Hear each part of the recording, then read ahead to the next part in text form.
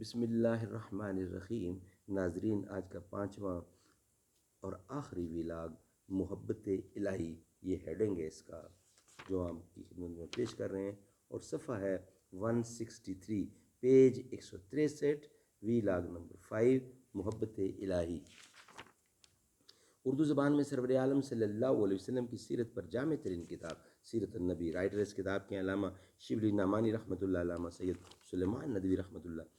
بسم اللہ الرحمن الرحیم، الحمد للہ رب العالمین، والصلاة والسلام علی رسولہ محمد وعلی آلہ واصحابہ اجمعین۔ پیج 163، ویلاگ نمبر 5، محبت الہی۔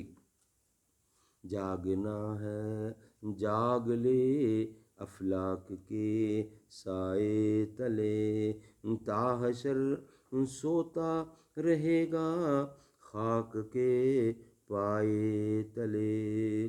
اگر جنت میں جانے کا ارادہ ہو تمامی کا، گلے میں طوق تم ڈالو محمد کی غلامی کا۔ محبت الہی۔ دنیا میں دو قسم کے پیغمبر آئے، ایک وہ جن کی آنکھوں کے سامنے صرف خدا کے جلال و کبریائی کا جلوہ تھا، اور اس لیے وہ صرف خدا کے خوف و خشیت کی تعلیم دیتے تھے، مثلا حضرت نوح، حضرت موسیٰ۔ دوسرے وہ جو محبت الہی میں سرشار تھے اور وہ لوگوں کو اسی خم خانہ عشق کی طرف بلاتے تھے، مثلا حضرت یحییٰ، حضرت عیسیٰ علیہ السلام۔ لیکن یہ دونوں افراط و تفریط کے راستے تھے۔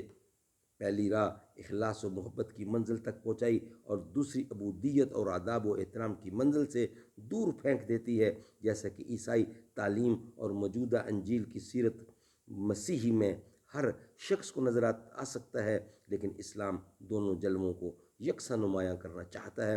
یہی سبب ہے کہ حامل شریعت اسلامیہ کی ذات مبارک میں یہ دونوں پہلو بیک وقت نظر آتے ہیں۔ قرآن مجید نے کمال ایمان کی یہ وصف بیان کی ہے، والذین آمنوا اشد حبا، والذین آمنوا اشد حبا للہ، جو ایمان لائے ہیں ان کو سب سے زیادہ خدا پیارا ہے۔ صحیح روایتوں میں ہے کہ آپ راتوں کو اتنی دیر تک نماز میں کھڑے رہتے کہ پائے مبارک پر ورم آ جاتا تھا۔ یہ دیکھ کر بعض صحابہ نے عرض کیا کہ یا رسول اللہ، آپ کی مغفرت تو خدا کر چکا ہے، آپ یہ زحمت کیوں اٹھاتے ہیں؟ ارشاد ہوا، کیا میں عبد شکور نہ بنوں، خدا کا شکر گزار بندہ نہ بنوں؟ ارباب باطن کہتے ہیں کہ لوگ سمجھتے ہیں کہ آپ کی عبادتیں خشیت الہی سے ہیں، اور چونکہ آپ گناہوں سے پاک کر دیے گئے تھے اس لیے آپ کو ریاضات شاکہ کی ضرورت نہ تھی۔ آپ نے اپنے جواب میں اسی شبہ کو دفع فرمایا اور بتایا کہ ان کا مقتضا محبت الہی سے خشیت الہی نہیں ہے، اس لیے آپ فرمایا کرتے تھے وَجَعَلْتَ لِي قُرَّةَ عَيْنِي فِي الصَّلَاةِ، میری آنکھوں کی ٹھنڈک نماز ہے۔ راتوں کو سناٹے میں اٹھ کر آپ کبھی دعا و زاری میں مصروف ہوتے، کبھی قبرستان کی طرف نکل جاتے اور فرمایا کرتے تھے کہ نصف شب کو سکوت میں خدا سما دنیا پر نزول فرماتا ہے۔ عبادت شیبانہ کا خاتمہ صبح کی 2 رکعتوں پر ہوتا تھا، جن کی نسبت آپ کا ارشاد تھا کہ ان کے معاوضہ میں دنیا و ما فیہا کی نعمتیں بھی میرے سامنے ہچ ہیں۔ ایک دفعہ ایک غزوہ میں کوئی عورت گرفتار ہو کر آئی، اس کا بچہ گم تھا۔ محبت کا یہ جوش تھا کہ کوئی بچہ مل جاتا تو وہ سینے سے لگا لیتی اور اس کو دودھ پلاتی۔ آپ نے دیکھا تو حاضرین سے مخاطب ہو کر فرمایا کہ کیا یہ ہو سکتا ہے کہ یہ عورت خود اپنے بچے کو آگ میں ڈال دے؟ لوگوں نے عرض کیا ہرگز نہیں۔ فرمایا تو خدا کو اپنے بندوں سے اس سے زیادہ محبت ہے، اور اس سے زیادہ محبت ہے جتنی اس کو اپنے بچے سے ہے۔ انشاءاللہ اگلا حصہ کل نیکسٹ ویلاگ سے حاضر ہوں گے۔ آج کے 5 ویلاگ کمپلیٹ ہوئے۔ اللہ تعالیٰ عمل کی اور سمجھ بوجھ کی توفیق عطا فرمائے، آمین ثم آمین۔